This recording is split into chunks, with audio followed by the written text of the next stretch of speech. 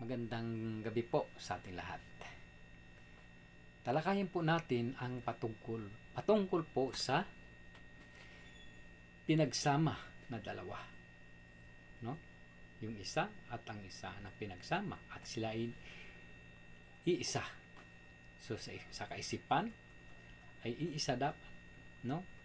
Sa kanilang attitude ay iisa dapat ang kanilang pinag-uusapan or yung kanilang mga plano. So bakit po nagkakahiwalay ang dalawa na pinagsama o ang mag-asawa? So ano po ang kadahilanan? Kadalasan po ay ang pinaghihiwalayan ay dahil po sa kakulangan po ng pera. Ayan po. Subalit dapat po ay ang mabisa po or pinakamagandang relasyon ay yung meron pong Diyos, no, sa kanilang buhay at iisa po yung kanilang pananampalataya. Sapagkat kung nagkakaisa po sila sa pananampalataya, sila po ay pagpapalain. Pero ang tanong, bakit po marami nagkakahiwalay na mag-asawa? Sapagkat magkaiba po ang kanilang kaisipan. Na po, kaya po yung pagpapala ay hindi po dumadaloy ng maayos. Sapagkat hindi po magkasundo ng maayos. Kaya po kapag naghihirap sila or naghihirap po o hindi naman po naghihirap, parang kapos lang ng onte, ay nag-iisip po ang babae. Kadalasan po, ang babae po yung mareklamo. O marahil din po ang lalaki or both side na lang po. Ayan. O hindi naman po mareklamo, kaya para bang naiinggit siya sa iba sapagkat yung lahat ng mga bagay ay nabibili niya. So yun po ang nagiging problema. Kaya po magpaplano ang babae sa kanyang sarili lang na siya po ay aalis o mag-a-abroad. So kaya po dito po nagkakaproblema na po kasi kahit pa po siya pigilan ng kanyang kabiyak ay hindi po yun magpapatinag. Gusto niyang masinso. Sabihin niya ganito, ganyan. No? Pero yun po ang nagiging problema. Na po, yun po nagiging problema na nagkakahiwalay sila.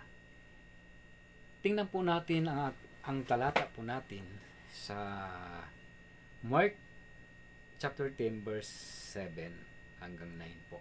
Basahin po natin. Dahil dito'y iiwan ang lalaki ang kaniyang ama't ina at magsasama sila ng kaniyang asawa.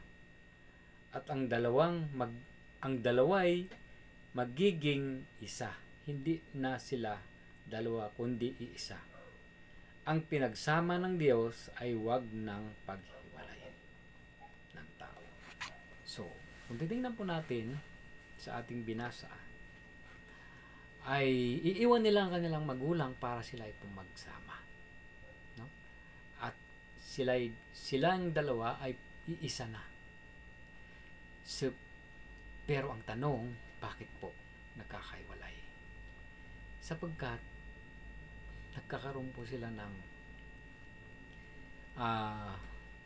magkaiba na nakaisipan patungkol po sa finances.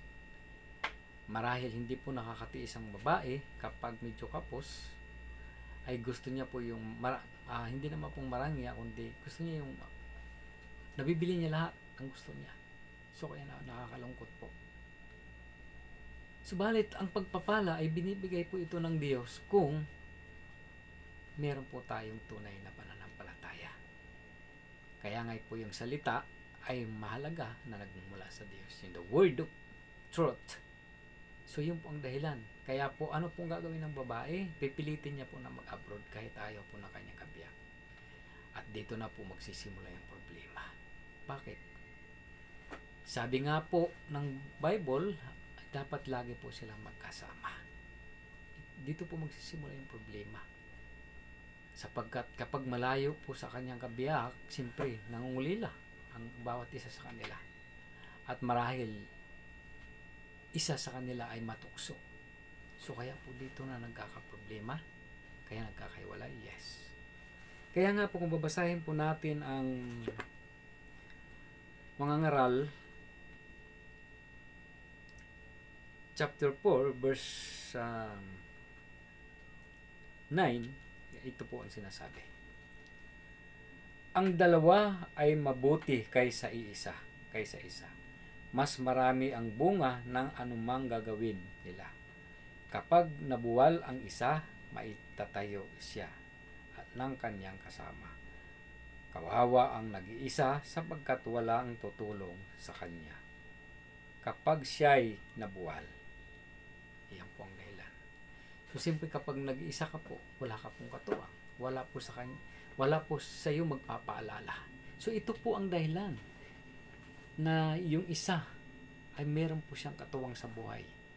Kapag may problema yung isa, ay merong aalalay sa kanya.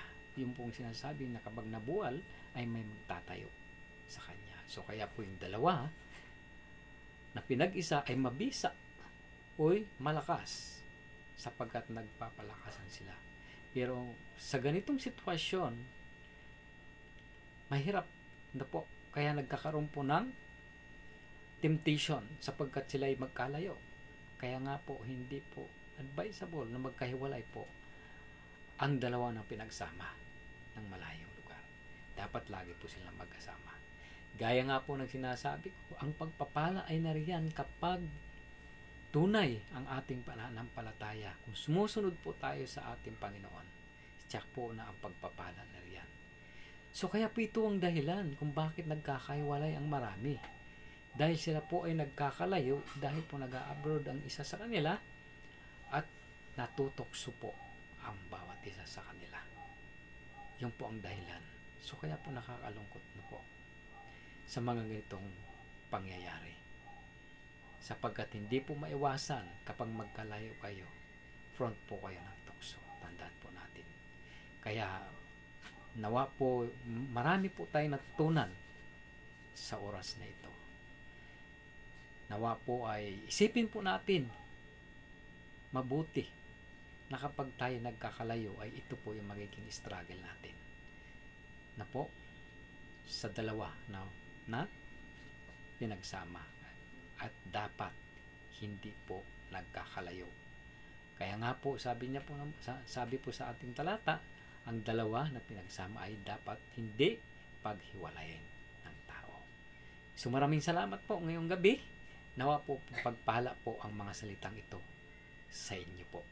God bless you po.